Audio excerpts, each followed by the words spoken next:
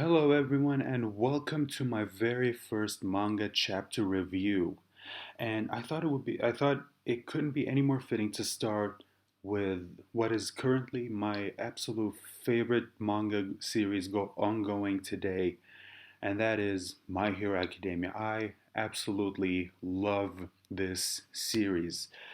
I actually can't put it into words how much I love this. I love the story. Horikoshi has officially become one of my favorite manga writers of all time. I just I love this story, and it's good that it's good that we're kind of starting now because the story's getting to the point where it's gotten to the point where it's about like this. I thought the story was interesting up until now, but it feels like where the story is going from where we are now, it's just gonna get so much more interesting. And I actually can't wait to see what the future of this series holds. I can't wait to see what Horikoshi does. Um, all right, let's get into the chapter. Okay, so this chapter, my God, I mean, so we finally get some insight into Shigaraki's backstory, and man, I mean, I just want to point something out. You know, a lot of writers, something that they do whenever they write their villains, whenever they give you their backstory, they usually do this thing where they kind of make them sympathetic. And not sympathetic to the point where you agree with what they're doing, but sympathetic to the point where you go, you know what, I don't agree with what you're doing, but I can understand. Now, but something that Horikoshi did is that not only did he give us more insight into Shigaraki as to who he is, his mindset, it also like it I mean, he also somehow gave us insight into his backstory, but at the same time, he didn't make him sympathetic. Like, okay, you get it, but at the same time, you don't, if that makes sense. Okay, so let's get into what happens. So we find out that when Shigaraki was a kid, he was heavily abused by his father or his father figure, the man who took him in. And it seemed like all he wanted was like he's constantly begging his other family members, his older sister, his grandmother, his grandfather, his mom, to tell him that everything's going to be okay. Like he just wanted somebody to stand up for him. He wanted somebody to stand up to his stepfather, I guess.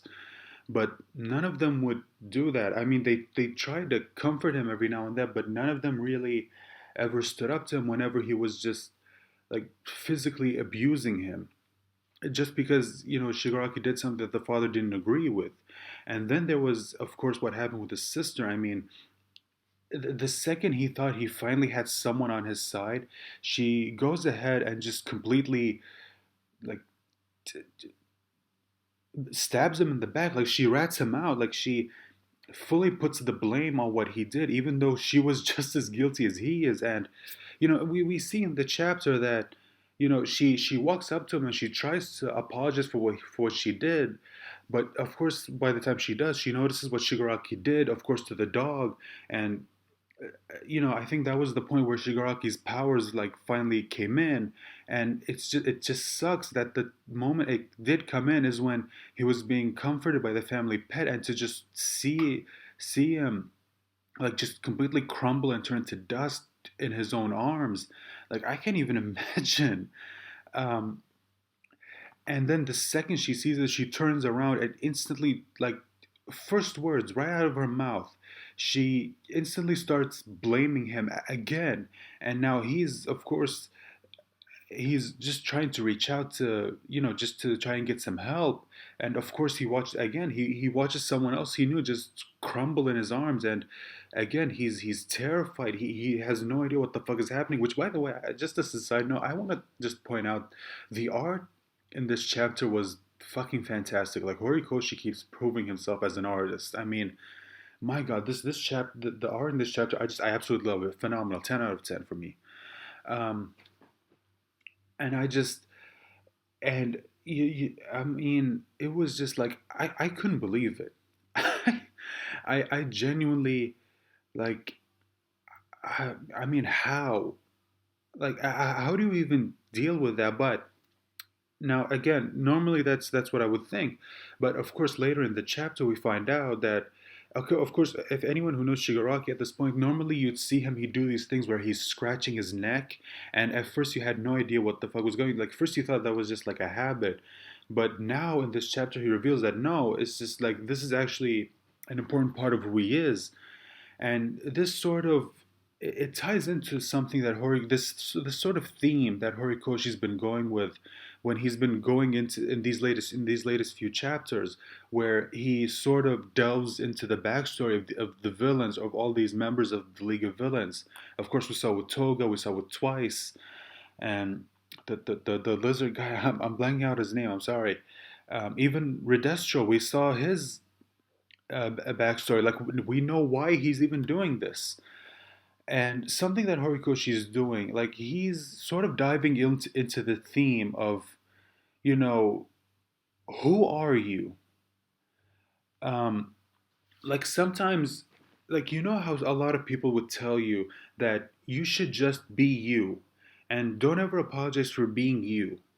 But then the question comes up, like, what if who that person is someone that will never really be accepted by society? Like with Toga, we saw that this like the craziness that she shows. This is who she is. At the end of the day, to her, that's normal. But again, to everyone else in society, it's like, okay, look, if you want to be you, you have to also accept the fact that society is never going to accept you because the way you are, like who you are, is dangerous to everyone else because not everyone else is like you. And if you read this chapter, you know it's kind of the same thing with Shigaraki. At the end of the day, like the only time that he even said the only time the itch was ever really gone was when he saw all those people crumble and die by his own hands. And you even saw in the very last panel again. I'm not going to show the panels on screen because I don't want this video to get a copyright. Even though I've seen other YouTubers do it and nothing happens to them for some reason. Well, some of them do, but most of them they I know that's another thing. Um, if you read the chapter, you know what I'm talking about. The very last page, like you saw Shigaraki after he just killed his own like stepfather, he had this big grin on his face, like he was happy, and he even said like, and just like that, the itch was gone, and it just shows you that at the end of the day, this is just who Shigaraki is.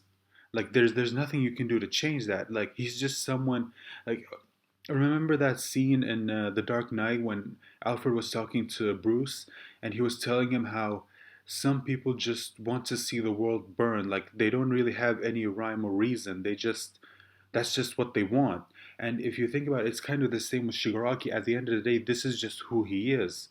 He's just someone that wants to see everything destroyed. And, well, not, maybe not everything, but basically everything that annoys him or anything that causes him pain, he wants to see it destroyed.